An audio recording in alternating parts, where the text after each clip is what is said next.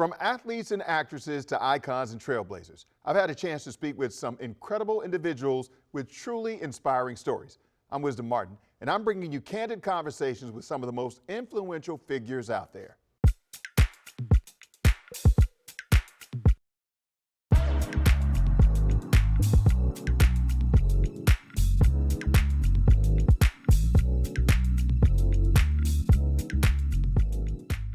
This is about as close as I'm going to get to an Olympic gold medal. I am here with DMV native, track superstar, Olympic gold medal winner, Masai Russell. Good to see you. Thank you for bringing home the gold and coming in and talking with me. So tell me about your experience, first of all, at the Olympics. What was that whole experience like to actually be at the Olympics, first of all, and number two, actually win a gold medal? Yeah, so for one, the experience was life-changing. It was a dream. It was like a dream come true. It's one of the best places I've ever been. And I want to say, I mean, it's my favorite place now to be because I literally won. So it was great. It was amazing. The food was great. The people were great. The Olympics, it was just amazing. Like, just it being in Paris was awesome. Like, it was like no other. But winning was just, you know, a whole nother story, a whole nother thing to talk about, and it just was a dream come true. Right. And I can't even like speak to how amazing that experience was. Like when I watch myself on the podium, it still doesn't even feel real. It's just like, dang, that's really you. And when you see it, you're like, wow. Yes, wow. Yes. Okay. Especially when I see the race, it's just like, you know, when I compete, I just get into a different mode and I'm a different person. So like when I'm like watching that, I'm like, dang, girl, like, you know, you really did your thing. So, nah, it was so cool. It was very magical. And it was the 100-meter hurdles? Yes, 100-meter hurdles. That's where you got the gold medal? Yes.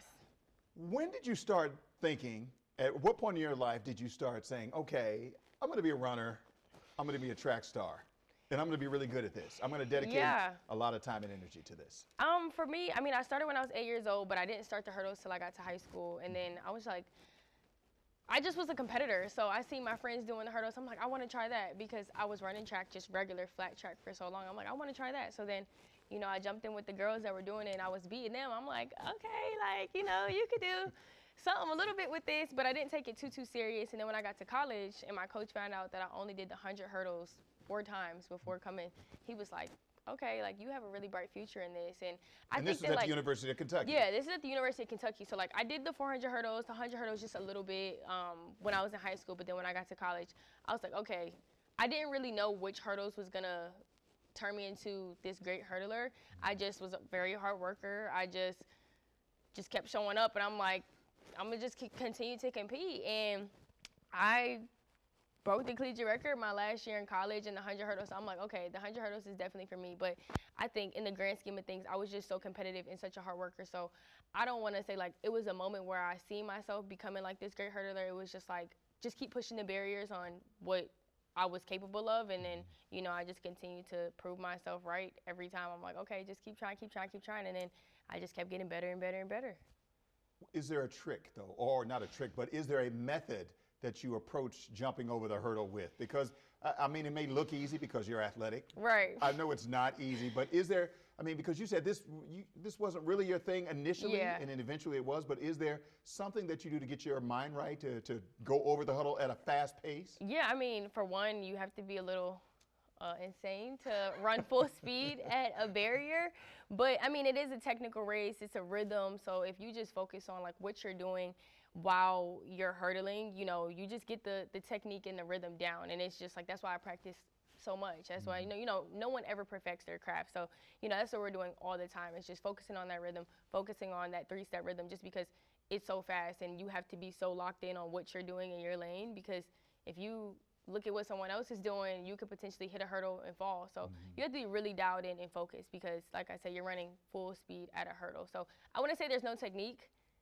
I mean, there is technique, but like for the typical person, it's kind of hard to just like explain. It has to be something that's practiced like over years. Understood. Now, when you're running, you said you have to be dialed in and focused. How do you know if you're winning? If you're dialed in and focused and you can't You look don't. to the side, I mean. You don't? You really don't? I mean, for me, like at the Olympics, I didn't know where I was. I just knew that I got a medal. I didn't know which place I got. I just, like I was focused on my lane. I ran to the line, and then that's why I was like, all right, come on, like, give it to me. Because I knew I had a medal. I just didn't know which place it was.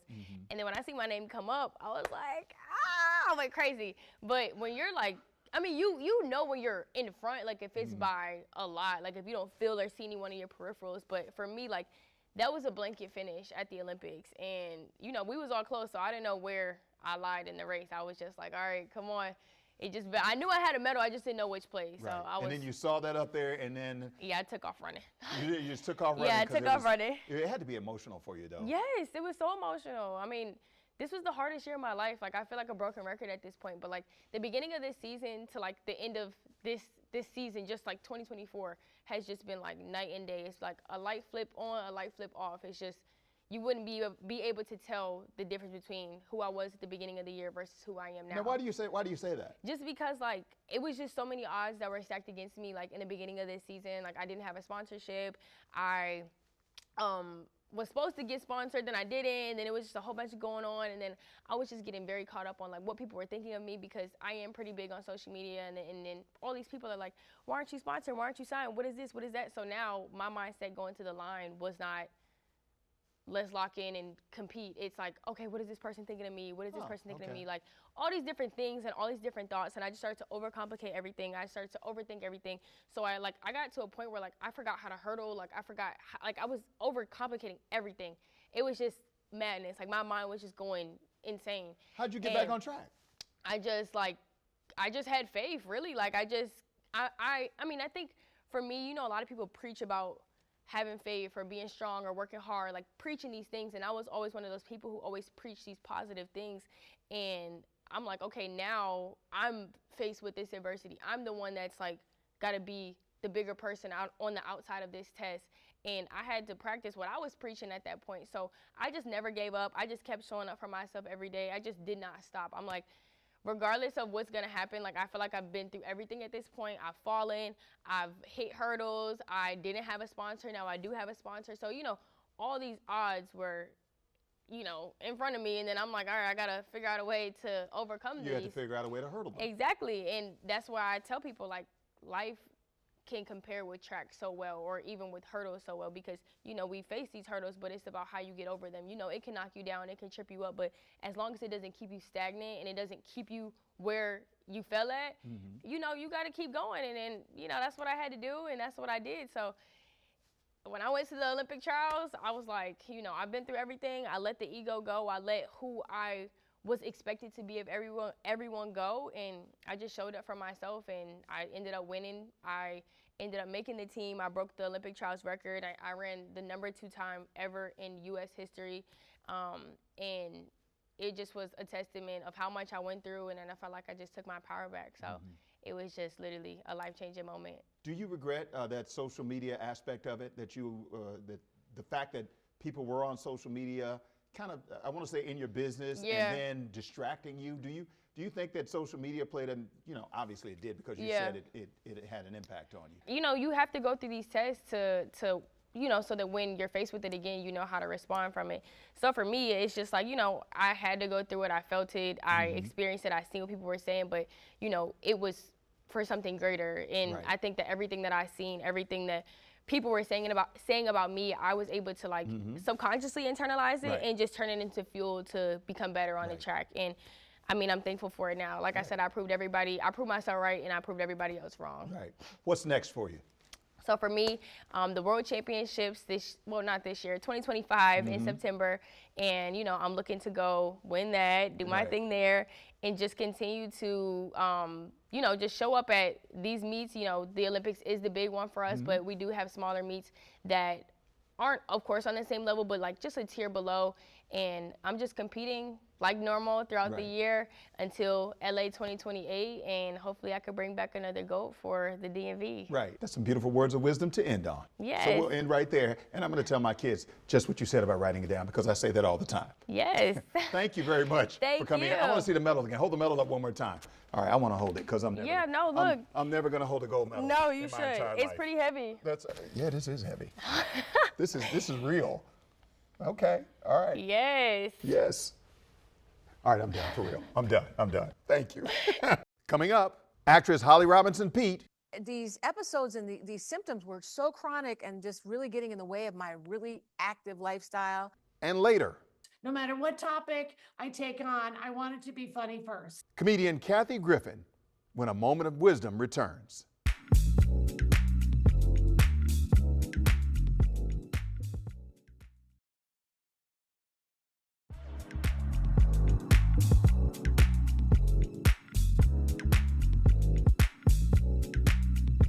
From 21 Jump Street to For Your Love to one of the original talk show hosts of The Talk, we're talking about legendary actress Holly Robinson Peete. But today, we're getting candid about her experience with a health condition she has and her encouraging words for others to seek help and break the stigma associated with the condition. The reason that we're speaking at this very moment is because of something that millions of people all across the country are dealing with: overactive bladder syndrome. Yes, or Yes. OAB. Yes. Something I didn't even know existed about almost 3 years ago. I noticed I was having these leakage episodes, urgency, frequency, and I didn't want to talk to anybody about it because it's not the, sexiest thing to talk about. Right. And I was like, what is going on? I just thought, I'm just getting to be a certain age and this is what happens when you get older. But these episodes and these symptoms were so chronic and just really getting in the way of my really active lifestyle. Talking to some girlfriends about it, and one of them said she got diagnosed with OAB. I was like, what is that? And she encouraged me to go talk to my doctor. And that's how I found out that I had OAB. And talking to other women, other girlfriends, was really the best thing that could have happened to me, because otherwise I'd be running around doing all the things that I was doing before to just avoid these situations. At some point, you decided to go to the doctor. Why is that so important when you're dealing with these little issues? Because you just want to get ahead of it. I mean, you just want to get in front of something. And sometimes something you think is just, oh, well, that's just life, can actually be controlled, can actually be helped, can actually, you can actually get some help with it. And I just didn't even know, again, that there was any such thing as OAB. And once I discovered that, it just gave me the puzzle pieces to fit my life back together again. I was really struggling. I was doing things like not going to concerts, not traveling. Wow. I was bathroom mapping everywhere I go. Like, okay, I'm here. Where's the bath? That's how chronic it was for me. And I just thought, okay, this is really odd. It was getting in the way of so many things. Even when I was on sets, the ADs used to make fun of me and call me 10-1, which is like, that's what you say when your actor is in the bathroom. Wow. And it was, yeah, and I would hear it on the, walkie-talkie, oh, she's 10-1 again. I was like, dang, they just clowning me. So I just realized that this was something that was a little bit more chronic than just some random situation. So Right. Once I got that information, I talked to my doctor.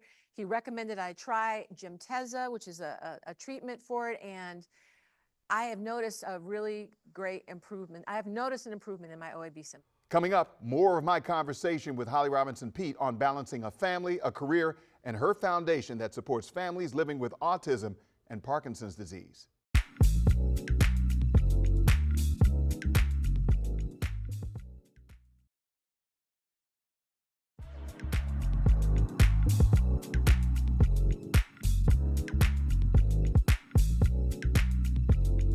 Welcome back to A Moment of Wisdom. Here's more of my conversation with Holly Robinson Peete. I want to talk about the Holly Rod Foundation. Oh, thank you. You work with your husband, another legend, legendary USC quarterback Rodney Peete, who also used to play here in Washington for the football team here in Washington. Tell me a little bit about your foundation and why you've decided, you're very successful, he's very successful, why you decided to get so heavily involved with your foundation and charity work. Well, it started with my father, who was diagnosed with Parkinson's disease in the 80s. And when Rodney and I got married, he was like, you're a football player and a TV actress. We have this blessed jobs to be able to help your dad. But what about the families who don't have this? And Parkinson's can be very expensive. And there was nothing known about it back in the 80s. There was no Muhammad Ali, no Michael J. Fox. We just were kind of lost. And so we supported other families impacted by Parkinson's.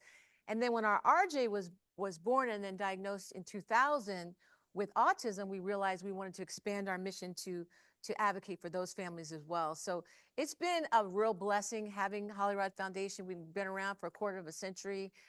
Helping advocate for these families has been a real godsend, just to give back and do that for them, because we didn't see a lot of that type of philanthropy going on for autism or Parkinson's when we first started these journeys. Right. What's been the response from people when you?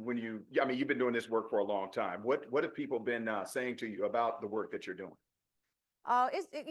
We don't do it so that people tell us, thank you so much. But I have to say, it feels so good when you're just, I'm in an airport somewhere and somebody says, like, our journey with autism was easier because we had you all to look up to. We saw what RJ was doing. It gave us hope. We saw the work you were doing with your dad. And now my brother also has Parkinson's. So we're still dealing with that in our family. It just feels good when people say, we felt seen because you talked about something that we were dealing with. Right. And we don't take that for granted. You are so busy between work, between being a spokesperson, between your foundation, and you still got your family. How on earth does Holly Robinson Peete do all these things? How does anybody do anything? We are all juggling so many different things. And now we're supposed to be empty nesters, although are we ever really empty nesters? They always come back, don't they? They just be flying back into the nest just without even asking questions. So Rodney and I have been trying to do these empty nestery kind of things, but it's just like it's still birds in there. So but it's, listen, we all have so much on our plates. Life has so many different distractions, and you just have to narrow down what's really important and try to stay focused and try to stay organized. Is it true that your son was on the World Series team? Is that true for the Dodgers? Oh my gosh, are you kidding? So this is the boy with autism who was told he would never have meaningful employment when he was 3 years old. Cut to 2024, he's about to get his second World Series ring. It's just a blessing. The Dodgers are an amazing organization for a lot of reasons, but the fact that they hired our son and they hired inclusively and they gave him the support he needed, not only to have the job, but to keep the job. But that's one of the things we do at Hollywood is we help families and help young people with autism get jobs and keep them. So, you can't tell me anything about the Dodgers. I'm in love with them. So happy that they won this year, but even happier about the fact that they are such an amazing philanthropic organization. We try to inform, inspire, and impact people's lives, and you're doing a lot of that through all the work that you're doing. What is the best advice you can give to anybody out there who is going through anything at this point? Because it's kind of almost like you've been there, done that through your entire life. So what kind of advice, what kind of words of encouragement, what kind of words of wisdom would you leave us with? Oh, wow. Well, there's so many things I could say, but I would say that especially to people who, I want to just maybe narrow this down to people who are just getting a diagnosis of either Parkinson's or autism, especially autism, because it's your child. Build a team around your child, build a community around your child, and roll up your sleeves and be ready to fight and advocate. Pray, of course, but be proactive and get out there. And, I always say I wouldn't change RJ for the world, but I would try to change the world for RJ. So get out there and do your part in changing the world for the person you love. Comedian Kathy Griffin, when a moment of wisdom returns.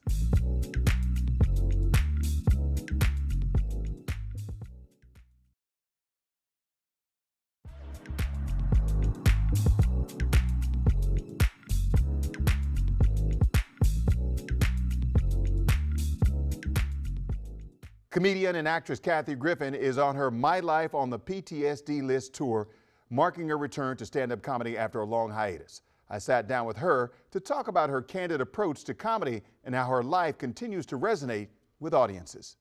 Time for a moment of wisdom with the legendary comedian, actress, activist, author. I mean, you name it, she's done it. Kathy Griffin, how you doing?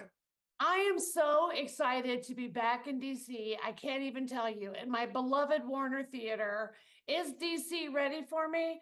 I don't know. That's a it good has question. been 7 years. 7 years. So what can DC expect when you do get here after a 7-year time period away? Well, first of all, I talk about where I've been for the last 7 years. And let's face it, I call it My Life on the PTSD List. Got it? And I do actually have PTSD. So, of course, I have to make fun of myself because you have to laugh at everything.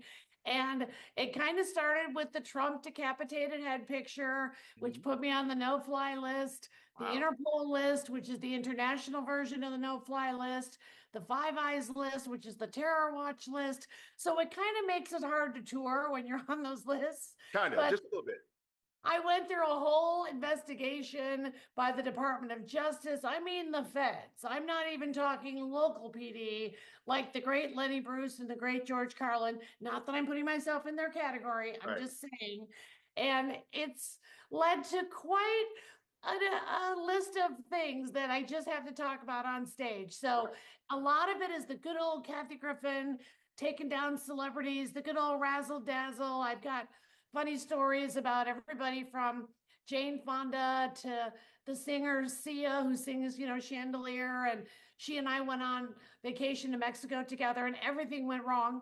So I actually even have her permission to tell that story. And so, I take down a lot of celebrities. And believe it or not, I don't really talk about Trump in the new show. And it's not that I'm afraid of him. He's kind of done pretty much everything he could do to me, but I survived anyway, only to come back stronger. And I do have PTSD. So I talk about everything from the addiction that I had to prescription pills. I'm 4.5 years sober now, but I make fun of that too, because everybody's been touched by addiction in some way, shape, or form. I talk about cancer. I had lung cancer, even though I never smoked. Leave it up to me to get lung cancer, never smoked. And they took out half my left lung. So I do not appreciate you, Wisdom, and how you're flaunting your 2 lungs in my face right now. Okay, I get it. You're so much better than me with your 2 full lungs. There's room for everyone in this world, darn it. There is. We're not judging. We don't judge. We don't judge. That's right. Yes. But you know what? I even make fun of that because when I'm in the oncologist's office and the secretary, oh, that's a bad word, the assistant is like, Miss Gifford, Miss Kathy Lee Gifford, you're next. And I'm just laughing, going, here I am, Kathy Lee Gifford, whatever. And so you just go with it. So it's a combination of some stuff that gets real, but it always is funny first. No matter what topic I take on, I want it to be funny first. You have been through a lot. You just went through a whole list of things that you've been through, and yet and a divorce. So I'd like to propose to you right now. Would you like to marry me tomorrow? Well, that would be illegal because I'm already married. But what's legal these days and illegal is very blurry, very blurry. So I'm going to take that as a yes. Okay, all right. But so you have been through a lot, though. You just mentioned the divorce as well, in addition to everything else you've been through. And yet you're still here, you're still going, and you're still funny. How on earth? I mean, like you said, you have to laugh at it. But you have to. If you're not laughing, you're crying. Going? No, because one of the things that I love to tell the audience is that I have been down there. I mean, I have been down in the mud. I have been in real trouble with the government. I am going through a real live heartbreak, which also is something everybody can relate to in some way. And so I just want to kind of show the audience that even at those moments, if you can just take 1 second and think, okay, maybe I don't see the humor in cancer or divorce at this very second, but someday I just might. And that's what happened for me. So I process everything through a comedy prism anyway. And that's what I love to do, is take the stuff, see what the audience is laughing at. And let me tell you, I change up the show. If they're not laughing, I take it out. If they are laughing, I go longer. And so it's a relationship. It's a ride that we all take together. And that's what I love about it. All right. So in addition to your successful career on the stage, you're also an author, speaker, and advocate. Speak to a little bit about why you decided to go in that direction as well. And you're telling your story. Well, I think, for example, my advocacy for the LGBT community was just organic. I mean, I was just that kid in first grade that found the gay kid, and he and I became friends, and he didn't say he was gay, and I didn't know the word gay maybe, but I just knew. And then of course in high school, I'm a longtime hag. I'm a bona fide hag, proudly so. Thank you very much. I've got all the gay lifetime achievement awards. I'm very, very proud. And I think we're in a very important and interesting place in history right now, and interesting is putting it lightly.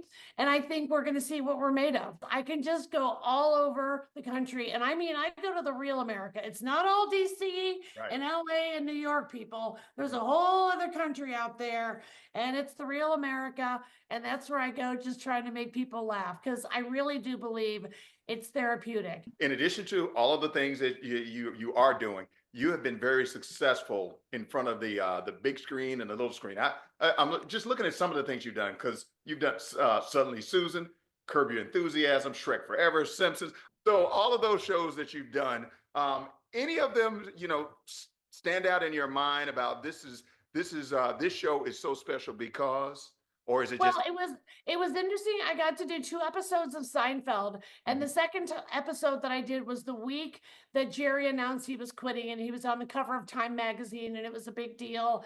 So it was really fascinating to be in that environment with those 4 actors that have been together, and a show that's beloved around the world. And I got to be on that show ER and work with George Clooney, who I tell people fell so in love with me that he had to carry on the charade of dating other women and then marrying one just to still be playing hard to get with me. So it's what I live with. I can't even help it. It's what I do. It's the gift and the curse. It's a double-edged sword. And when I say sword, I don't mean any trouble. I'm just kidding. I just accidentally said the word sword. I don't have any in my house. So once again, you got to laugh at everything. And the live shows, though, are probably my favorite, if I'm going to be honest. I mean, I'm thrilled that I have 2 Emmys for Kathy Griffin, My Life on the D-List on Bravo, and a Grammy for Best Comedy Album. Okay, bravo to you. One of only 4 women to win the Grammy for Best Comedy Album in the history of the Grammys. So I'm always trying to prove that I do believe when you're a chick like me, you got to work harder and jump higher. But that's okay. It's what I do, and I love doing it. I write all my own material. I don't have an opener. Be on time. I'll be there for you. And I'm going to get all the laughs out of you I possibly can. You have been through it. You have been through it. And you're still going through it. You're still going through it, and you're still going strong. You're still making people laugh. So give us some words of encouragement to inspire and inform and impact somebody who might see this and say, okay, I might be all right. If Kathy's all right, I'm all right. Okay, this is my area of expertise. Honestly, it's as simple as keep going, you can do it. I mean, remember, when I was on the freaking no-fly list, my own industry completely turned on me. I mean, none of the power players wanted anything to do with me, really till this day. The only reason I'm even working is the good people of DC bought tickets to the Warner, and they're going to come see me. And so money talks and BS walks in this business. So just keep going. Don't lose focus. As a comic, I just do the stuff I think is funny. I don't care about what the trends are in comedy or what this other comic is doing.